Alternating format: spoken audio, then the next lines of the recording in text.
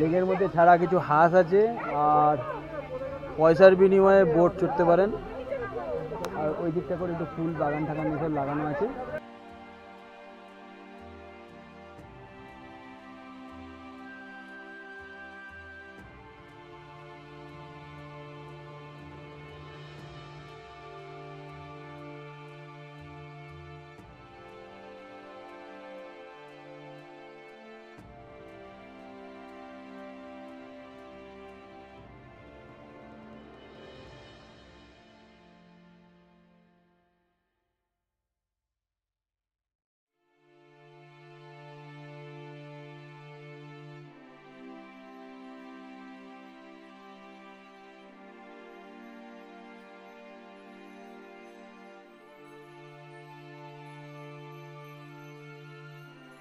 এই পেছনে দেখতে পাচ্ছেন এই ব্রিজটা, ওই দিক দিয়ে গেট। কোন মিরিক লেকটা ঘুরলাম আমি এবং আপনাদেরও ঘুরে ঘুরে দেখালাম।